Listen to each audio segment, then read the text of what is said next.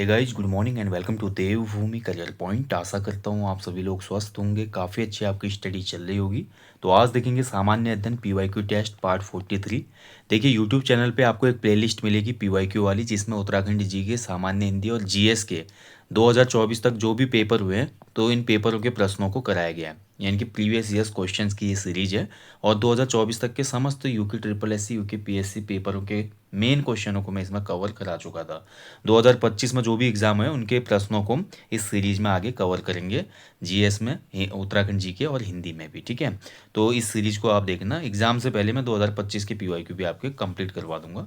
इसके अतिरिक्त तो जो चैनल पे करंट अफेयर्स एग्जाम डोज आ रहा है उसको फॉलो कीजिएगा। 2025 का पूरा करंट अफेयर्स आपको मैं रिवीजन करवा रहा हूँ, बहुत महत्वपूर्ण सीरीज है। और साथ ही टेस्ट सीरीज जो आती है हमारी यूट्यूब पर, उसको भी आप फॉलो जरूर कीजिएगा। तो चलिए आज का सेशन शुरू करेंगे। जीएस का पीवाईक्यू टेस्ट देखेंगे, पार्ट 43। पहला क्वेश्चन है, रिपन को भारत का उद्धारक निम्न में से किसने कहा था? तो रिपन, ठीक है, स्थानीय स्वशासन का जनक इसको कहा जाता है। 1880 से लेकर 84 तक ये भारत का वायसराय रहा और इसको बोला था भारत का उद्धारक फ्लोरेंस नाइटिंगेल ने। ऑप्शन ए इसमें सही आंसर रहेगा, फ्लोरेंस नाइटिंगेल, जो कि पेशे से एक नर्स थी। क्रीमिया युद्ध में इन्होंने भी बहुत महत्वपूर्ण भूमिका निभाई थी, घायल सैनिकों की बहुत सेवा की थी। और फ्लोरेंस नाइटिंगेल को एक उपनाम भी दिया जाता है, लेडी विद द लैम्प। ठीक है, लेडी विद द लैम्प इसको कहा जाता है। लैंप पकड़ के घायल सैनिकों को ढूंढ ढूंढ के उनकी सेवा करती थी युद्ध के दौरान ही। ठीक है, और इसने रिपन के कार्यों की प्रशंसा की नाइटिंगेल ने और उसको भारत का उद्धारक बोला था, सेवियर ऑफ इंडिया। चलिए नेक्स्ट क्वेश्चन है, निम्न में से कौन पूर्ण स्वराज का प्रस्ताव पारित होते समय भारतीय राष्ट्रीय कांग्रेस के अध्यक्ष थे? तो देखिए भारत में जो पूर्ण स्वराज है, पूर्ण स्वराज आपका कब पारित हुआ था? ये आपका 1929 में पारित हुआ था, 1929। ठीक है, यानी कि कंप्लीट इंडिपेंडेंस। तो भारत ने बोला कि अब हमको भैया अपना अपनी जो पूरी संप्रभुता है और जो अपने पूरे निर्णय लेने का अधिकार है वो चाहिए, हम किसी के नीचे अब काम नहीं करेंगे। और इसलिए पूर्ण स्वराज का नारा दिया गया था भारतीय राष्ट्रीय कांग्रेस के लाहौर अधिवेशन में। ठीक है, लाहौर में अधिवेशन हुआ था और जवाहरलाल नेहरू ने इसकी अध्यक्षता की थी। ऑप्शन बी हो जाएगा आंसर, जेएल नेहरू। ठीक है,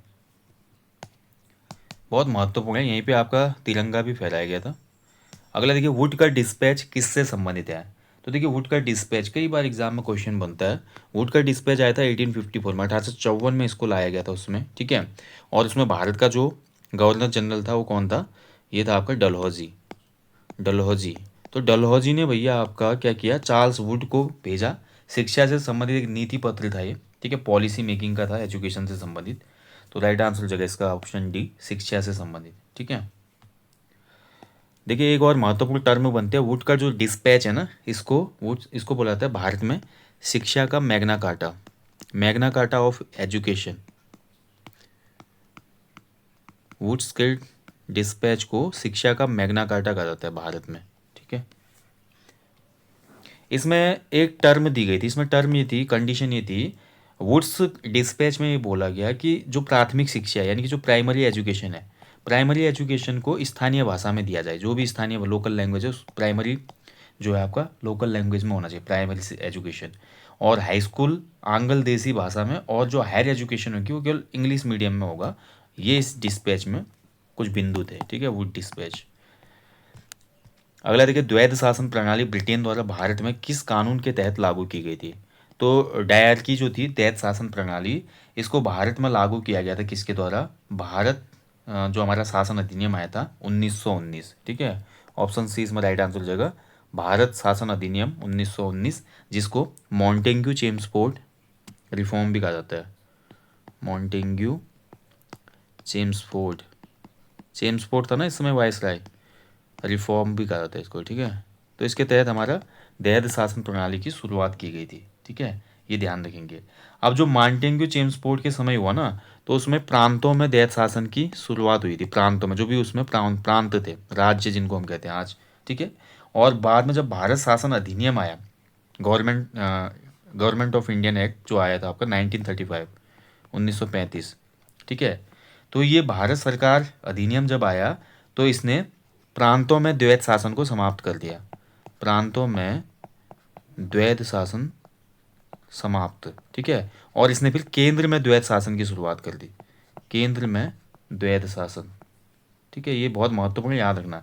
यानी कि 1919 के मांटेंगी चोइम्स्फोर्ड सुधार के द्वारा भारत के प्रांतों में द्वैत शासन की शुरुआत हुई और बाद में जब भारत सरकार अधिनियम आया 1935 का, इसके द्वारा प्रांतों में द्वैत शासन को खत्म किया गया और केंद्र में द्वैत शासन की शुरुआत हुई थी।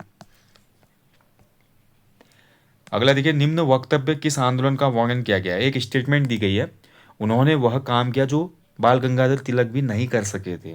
उन्होंने राष्ट्रीय आंदोलन को क्रांतिकारी आंदोलन के रूप में परिवर्तित किया। कोपलैंड ने ये स्टेटमेंट दी है और इनमें से किस मूवमेंट के लिए या इनमें से जो घटना थी किस घटना के परिप्रेक्ष्य में ये आपका स्टेटमेंट दी गई है, ये आपको बताना है।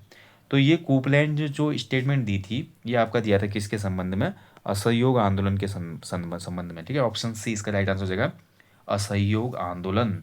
असहयोग आंदोलन देखिए गांधी जी के नेतृत्व में ही शुरू हुआ था असहयोग आंदोलन, है ना। और ये आपका कब शुरू हुआ था, 1 अगस्त 1920 को।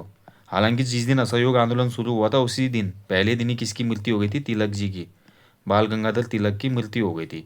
लेकिन उसके बावजूद भी गांधी जी ने, क्योंकि तिलक की मृत्यु जैसे हुई तो गांधी जी ने इस आंदोलन को बहुत अच्छे तरीके से लीड किया। ठीक है, और जो हमारा कलकत्ता अधिवेशन हुआ था 1920 का, इसमें आपका असहयोग की जो है पुष्टि भी की गई थी, जो प्रस्ताव आया था। ठीक है, तो ये सब आपको याद रखना है।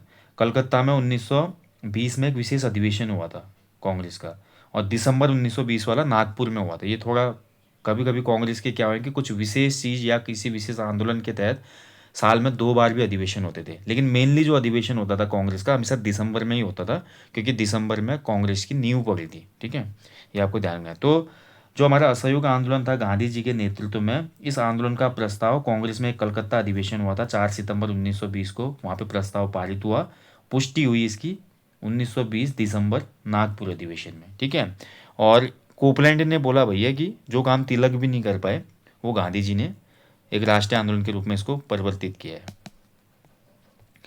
बम्बई में सोशल सर्विस लीग की स्थापना किसने की थी, तो बम्बई में सोशल सर्विस लीग की स्थापना की थी एन.एम. जोशी ने। ठीक है, ऑप्शन ए इसका राइट आंसर हो जाएगा, एन.एम. जोशी ने, ध्यान रखेंगे। और बम्बई सोशल सर्विस लीग की स्थापना हुई थी 1911 में, 1911 में। ठीक है, ध्यान रखेंगे। तो जो ये एन.एम. जोशी जी थे, एन.एम. जोशी जी का पूरा नाम था नारायण मल्हार जोशी। ठीक है, नारायण मल्हार जोशी, ये आपके सर्वेंट ऑफ इंडिया सोसाइटी जो थी गोपाल कृष्ण गोखले वाली, तो सर्वेंट ऑफ इंडिया सोसाइटी में एक मेंबर के तौर पे काम कर चुके थे, उसके प्रमुख मेंबर भी थे एन.एम. जोशी। और सोशल सर्विस लीग 1911 में इन्होंने शुरू की थी। सीमांत गांधी के नाम से किसे जाना जाता है, ठीक है, तो सीमांत गांधी देखिए आपका कई बार एग्जाम में क्वेश्चन बना हुआ है कि किसे सीमांत गांधी कहा जाता है, तो खान अब्दुल गफ्फार खान को सीमांत गांधी कहा जाता है। ठीक है, गांधी जी की तरह ये भी क्या करते थे, अहिंसा पे इन्होंने जोर दिया था। जो पेशावर कांड है, पेशावर कांड भी इन्हीं से जुड़ा हुआ है। ठीक है, खान अब्दुल गफ्फार खां पेशावर में, जब हमारा चंद्र सिंह गढ़वाली ने लाल कुर्ती जो संगठन था इनका, लाल कुर्ती एक इनका संगठन था, तो लाल कुर्ती के हमारे वहाँ पर जितने भी क्रांतिकारी थे, आंदोलनकारी थे, वो जा रहे थे पेशावर की किस्सा खानी मार्केट में। चंद्र सिंह गढ़वाली को ऑर्डर दिया गया ऊपर अधिकारी से कि इन पे गोलियां चलाओ, लेकिन चंद्र सिंह गढ़वाली जी ने बोला कि मैं अपने भाइयों पे गोली नहीं चलाऊंगा। ठीक है, तो ये वही खान अब्दुल गफ्फार खान है, और ये केवल अहिंसा पर इनका जोर था, सत्य और अहिंसा पर, गांधी जी की तरह ही। खान अब्दुल गफ्फार खान को सीमांत गांधी कहा जाता है। सीमांत गांधी के अलावा इनको वाचा खान भी कहा जाता है, वाचा खान उपनाम पूछ लेता है कई बार एग्जाम में। इसके अलावा इनको बादशाह खान भी कहा जाता है, बादशाह खान। ठीक है, खुदाई खिदमतगार, जो लाल कुर्ती संगठन था इनका, खुदाई खिदमतगार इनका एक संगठन था, इसी में थे लाल कुर्ती वाले सब, खिदमतगार।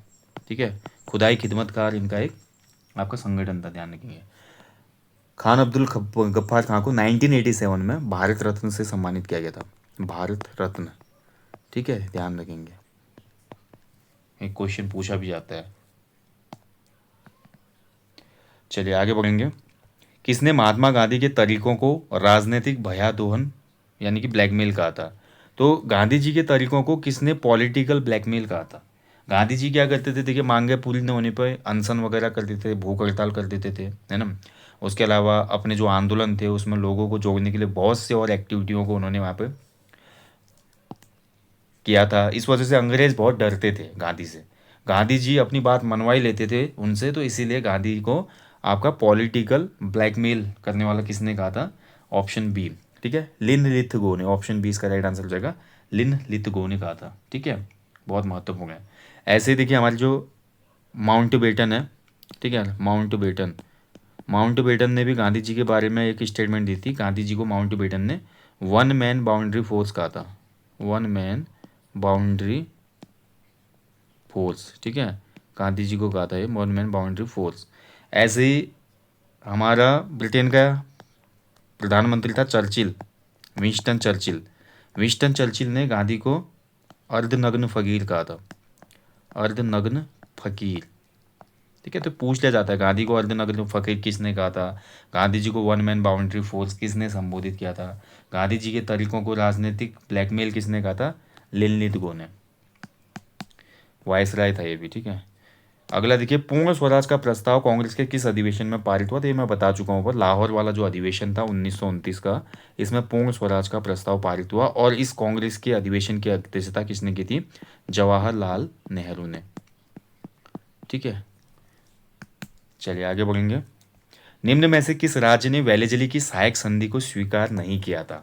देखिए वेलेजली के टाइम पर आपकी सहायक संधि आई थी, और सहायक संधि को स्वीकार इनमें से किसने नहीं किया था, तो राइट आंसर हो जाएगा इसका ऑप्शन सी। ठीक है, बंगाल जो राज्य है इसने आपका इसको एक्सेप्ट नहीं किया था। ठीक है, वेलेजली जो था आपका 1798 भारत का गवर्नर जनरल बनता है 98 में। इसके बाद इसने सहायक संधि प्रारंभ की। सहायक संधि स्वीकार करने वाले राज्य थे जैसे कि हैदराबाद, हैदराबाद ने स्वीकार किया इसको। ठीक है, हैदराबाद के अलावा मैं बात करूँ मैसूर, मैसूर ने इसको स्वीकार किया। हैदराबाद ने 1798 में स्वीकार किया, मैसूर ने 1799 में इसको स्वीकार किया। आप सभी को पता है चौथा जब आंगल मैसूर युद्ध होता है उसमें टीपू सुल्तान की मृत्यु हो जाती है। ठीक है, फिर ऑप्शन ही नहीं बचता है कुछ। इसके बाद बात कर देखिए आपका तंजौर या तंजावुर जिसको कहते हैं, तंजौर ने सहायक संधि को एक्सेप्ट किया था 1799 में ही। अवध, ठीक है, अवध राज्य 1801 में इसने एक्सेप्ट किया। इसके अलावा जोधपुर था, जयपुर था, भरतपुर था, बूंदी था। बंगाल ने यहाँ पर सहायक संधि को स्वीकार नहीं किया था। महात्मा गांधी द्वारा हिंद स्वराज किस भाषा में लिखी गई थी। देखिए महात्मा गांधी जी ने जो हिंद स्वराज पुस्तक लिखी थी 1909 में ये पुस्तक लिखी थी। और ये पुस्तक गांधी जी ने कब लिखी थी, जब गांधी जी दक्षिण अफ्रीका में थे। ठीक है, दक्षिण अफ्रीका में थे वो उस समय। तो दक्षिण अफ्रीका के दौरान ही दोस्तों ये हिंदू स्वराज पुस्तक गांधी जी ने लिखी। और गांधी जी ने ये पुस्तक लिखी थी आपकी किस भाषा में, गुजराती भाषा में। ठीक है, सी आंसर सही हो जाएगा, गुजराती भाषा में। अगला देखिए, सही क्रम दीजिए। ठीक है, बताना है आपको, क्रोनोलॉजी सेट करनी है। कम्युनल अवार्ड, कम्युनल अवार्ड कब हुए थे आपके, साइमन कमीशन, प्रथम गोलमेज सम्मेलन, गांधी इरविन समझौता। तो सबसे पहले देखिए आपका आ जाता है कम्युनल अवार्ड। कम्युनल अवार्ड कब हुए थे आपके, कम्युनल अवार्ड की घोषणा हुई थी अगस्त 1932, 1932। साइमन कमीशन भारत कब आया था, फरवरी 1928, 1928। ठीक है, पहला गोलमेज सम्मेलन कब हुआ था, तो पहला गोलमेज सम्मेलन हुआ था आपका नवंबर 1930, फर्स्ट राउंड टेबल समिट।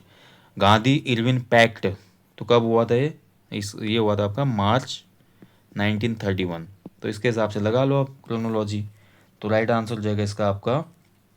ठीक है, तो सबसे पहले आपका क्या हो जाएगा, साइमन कमीशन।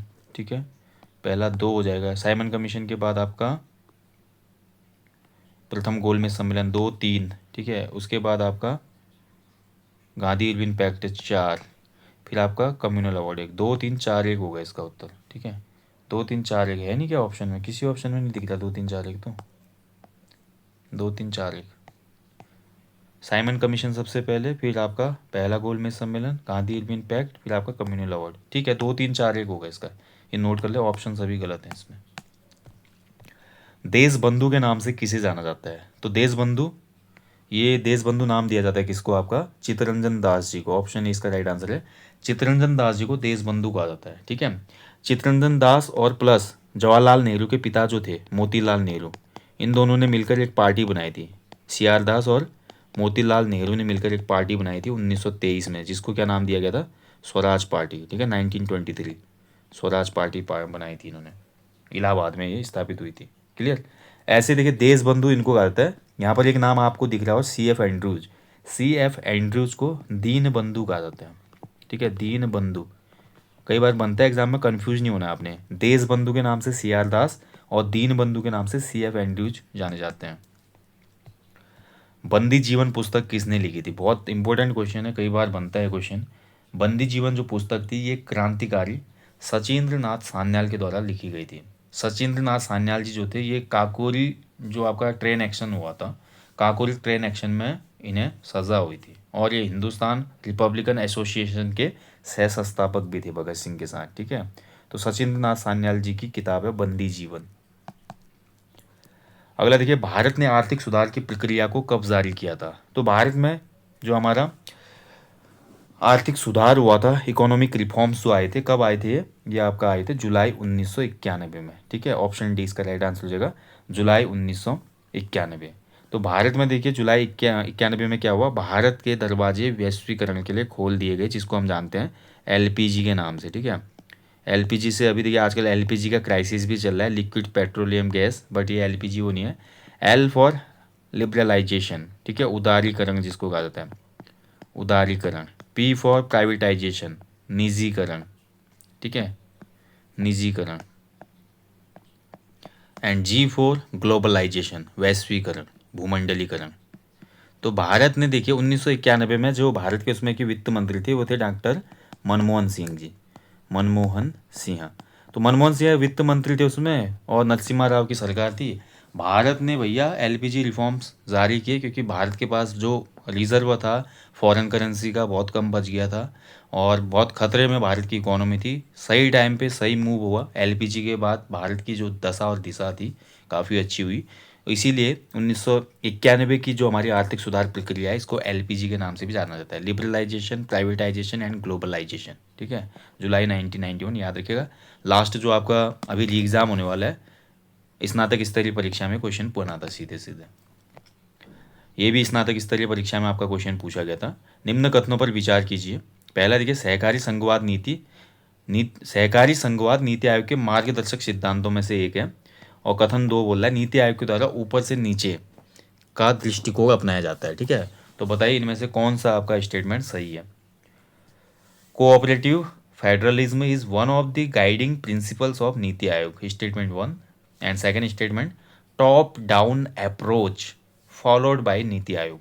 तो सेकंड स्टेटमेंट इसमें बिल्कुल गलत है दोस्तों, पहला बिल्कुल सही है। सहकारी संघवाद इसको बढ़ावा देना ही नीति आयोग का बिल्कुल काम है, थिंक टैंक के रूप में काम करता है नीति आयोग। नीति आयोग के द्वारा ऊपर से नीचे नहीं, ठीक है, ये गलत है। नीति आयोग के द्वारा टॉप डाउन नहीं बल्कि डाउन टॉप, ठीक है, डाउन टॉप की नीति अपनाई जाती है, यानी कि नीचे से ऊपर, नीचे से ऊपर का दृष्टिकोण। तो केवल कथन एक सही हो जाएगा इसमें। ठीक है, ऑप्शन है। चलिए, किस अनुच्छेद के द्वारा संसद को यह शक्ति प्राप्त है कि वह 2 या 2 से अधिक राज्यों के लिए एक ही उच्च न्यायालय की स्थापना करेगा? तो बताइए कौन सा यहाँ पर आपका आर्टिकल है जिसके तहत 2 या 2 से अधिक राज्यों के लिए एक ही आपका हाई कोर्ट हो सकता है? ये कौन सा आर्टिकल यहाँ पर मेंशन करते हैं? सबसे इंपॉर्टेंट आर्टिकलों को अवश्य याद कर लें, बार बार एग्जाम में क्वेश्चन इनसे पूछे जाते हैं। ठीक है, तो इसका सही उत्तर हो जाएगा आपका ऑप्शन डी, आर्टिकल 231, अनुच्छेद 231। ठीक है, तो अनुच्छेद 231 ये शक्ति देता है कि संसद कानून बनाकर 2 या 2 से अधिक राज्यों का एक ही उच्च न्यायालय साझा कर सकती है, उसकी स्थापना कर सकती है। अगला देखिए, 7 रंगों की पहाड़ी एक वलित पर्वत एवं एंडीज पर्वतमाला का हिस्सा कहाँ पे स्थित है? तो एंडीज पर्वतमाला बहुत महत्वपूर्ण है, कई बार एग्जाम में क्वेश्चन बनता है, यह आपको देखने को मिलेगी। यहाँ पर पूछा जाए 7 रंगों की पहाड़ी एक वलित पर्वत एवं एंडीज पर्वतमाला का हिस्सा, तो अर्जेंटीना इसका राइट आंसर हो जाएगा, ऑप्शन ए। ठीक है, अर्जेंटीना। एंडीज जो पर्वतमाला है ये आपका दक्षिण अमेरिकी महाद्वीप में है। ठीक है, अगर आपने मैप में देखा होगा दक्षिण अमेरिकी महाद्वीप इस प्रकार से है। ठीक है, तो दक्षिण अमेरिकी महाद्वीप के पूर्व भाग में स्थित है, पूर्व भाग में स्थित है एंडीज पर्वतमाला और ये 7 देशों में फैली हुई है। कितने? 7 देशों में, 7 देशों में फैली हुई है। अब देखिए दक्षिण अमेरिका कॉन्टिनेंटल के कुछ कंट्रीज अगर आपको याद है, ब्राज़ील भी इसमें, लेकिन ब्राज़ील इस तरफ है, देखिए आपका ब्राज़ील यहाँ पड़ जाता है पूरा। ठीक है, तो ब्राज़ील तो इसमें है नहीं, अर्जेंटीना बचा। अर्जेंटीना के अलावा अन्य जो कंट्री है जहाँ पर ये एंडीज पर्वतमाला फैली हुई है, इसमें अन्य कंट्री आ जाते हैं वेनेजुएला, वेनेजुएला, इसके अतिरिक्त आपका कोलंबिया, कोलंबिया। ठीक है, उसके बाद बात करूँ मैं इक्वाडोर, इक्वाडोर, पेरू, बोलीविया, ठीक है, बोलीविया और चिली, एक और लास्ट हो गया चिली, ठीक है, 6 ही हो गए, एक अर्जेंटीना हो गया। तो Venezuela, Colombia, Ecuador, Peru, Bolivia, Chile और अर्जेंटीना 7 देशों में फैली हुई है एंडीज पर्वतमाला। लगभग 7,000 किलोमीटर लंबी है ये पर्वतमाला, ठीक है, ध्यान रखेंगे। पूरी महाद्वीपीय, विश्व की सबसे लंबी महाद्वीपीय पर्वत श्रृंखला है। क्वेश्चन बनेगा जो हमारे पूरे महाद्वीप हैं, इन सब महाद्वीपों में सबसे लंबी जो पर्वत श्रृंखला है वो एंडीज पर्वतमाला ही है, ठीक है, याद रखना। तो यहाँ पर अर्जेंटीना में आपका 7 रंगों की पहाड़ी जो है इससे संबंधित है। अगला क्वेश्चन, ये भी काफ़ी महत्वपूर्ण क्वेश्चन है। न्यू डेवलपमेंट बैंक का हेडक्वार्टर निम्न में से कहाँ स्थित है? तो न्यू डेवलपमेंट बैंक, एनडीबी जिसको कहा जाता है, बताइए इसका जो हेडक्वार्टर है ये आपको देखने को मिलेगा। राइट आंसर हो जाएगा इसका ऑप्शन है संघाई, चीन में स्थित है, ठीक है। नया विकास बैंक जो है ना, इसको ब्रिक्स बैंक भी कहा जाता है। इसमें जो ब्रिक्स कंट्रीज है ना, तो ब्रिक्स कंट्रीज जो है उनके द्वारा ही इस बैंक को स्थापित किया गया और इसका उद्देश्य है ब्रिक्स और अन्य उभरती अर्थव्यवस्थाओं में जो भी है सतत विकास परियोजना के लिए संसाधन वगैरह प्रदान करना, उसके लिए पूरा बैंक बनाया गया है। स्थापना का निर्णय 2014 में इसका फोर्टलेजा शिखर सम्मेलन हुआ था ब्राज़ील में, वहाँ पे डिसीजन लिया गया कि इसको स्थापित किया जाएगा और 2015 से इसने काम करना शुरू किया, ठीक है। न्यू डेवलपमेंट बैंक, ध्यान रखेंगे। अगला जो नाम है देखिए, मार्डलुएंग फिलीपींस, यहाँ पर आपको देखने को मिलेगा एडीबी, ठीक है, एडीबी, एशियाई development, Asian development bank. ADB का मुख्यालय फिलीपींस मनीला के मार्ड्यूलेंग में है, ठीक है। मांडलुयांग, माफ कीजिएगा, मांडलुयांग, मनीला फिलीपींस में एडीबी है। एडीबी की स्थापना 1966, ठीक है। इसके बाद बात कर लीजिए वाशिंगटन डीसी, यूएसए। तो वाशिंगटन डीसी भी आपका जाना जाता है किसके मुख्यालय के लिए? डब्ल्यूबी, वर्ल्ड बैंक का मुख्यालय यहाँ पे, और इसके अलावा आईएमएफ का भी यहाँ पर हेडक्वार्टर है, ठीक है, अंतर्राष्ट्रीय मुद्रा कोष। बीजिंग चीन में आपका भैया, यहाँ पर भी एक बैंक स्थापित है जिसका नाम है AIIB, ठीक है। AIIB को जानते हैं हम, एशियन इंफ्रास्ट्रक्चर इन्वेस्टमेंट बैंक, इसका मुख्यालय बीजिंग चीन में। चलिए भाई, लास्ट क्वेश्चन है।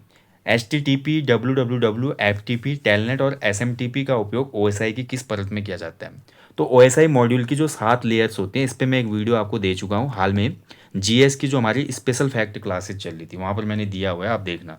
7 लेयर्स कौन सी हैं, नीचे से ऊपर के क्रम क्या होता है इनका, ठीक है। और यहाँ पर देखिए आपका ये वेब ब्राउज़र है HTTP, WWW, ठीक है, और SMTP जो आपका होता है, ये आपका उपयोग होते हैं किसकी? OSI की एप्लीकेशन लेयर में, ठीक है। ऑप्शन डी इसका राइट आंसर हो जाएगा, एप्लीकेशन लेयर। इसके अतिरिक्त जो मैंने आपको लेयर्स वाली वीडियो दी है, इसको अवश्य देखिएगा आप, ठीक है। बहुत महत्वपूर्ण ये टॉपिक है और यहाँ से आज की डेट में हर एग्जाम में क्वेश्चन पूछा जा रहा है, ठीक है, एप्लीकेशन लेयर। चलिए,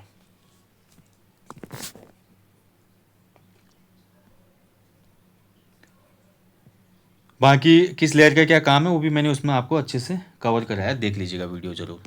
यहीं पे सेशन को समाप्त करेंगे दोस्तों। हमेशा की तरह बोलूँगा, अपने जीवन में एक पेड़ अवश्य लगाएं और लोगों को भी इसके लिए अवेयर करें। बाकी PYQ सीरीज, टेस्ट सीरीज हैं, special fact classes, revision Mahakumbh और करंट अफेयर एग्जाम डोज आपको लगातार दिया जा रहा है। इसको भैया आप जितना ग्रैब कर सकते हैं करिए, क्योंकि एग्जाम हॉल में ये सभी चीज़ें बड़ी काम आने वाली हैं। बाकी एप्लीकेशन स्टोर पे 50 फुल लेंथ प्रैक्टिस सेट चल रहे हैं, यूके SSSC ग्रुप सी के, बाइलिंगुअल हैं, आयोग के लेटेस्ट पैटर्न पर है, और साथ ही एक नया टेस्ट सीरीज का कोर्स है जो कि आपका सब्जेक्ट वाइज मॉक टेस्ट हैं सभी सब्जेक्ट के, वो भी बाइलिंगुअल है और डिटेल सॉल्यूशन के साथ है। तो दोनों टेस्ट आप अवश्य लगाएं, फुल लेंथ भी और सेक्शनल टेस्ट भी, ठीक है, बहुत हेल्प मिलेगी। Thank you for watching. जय हिंद, जय देवभूमि।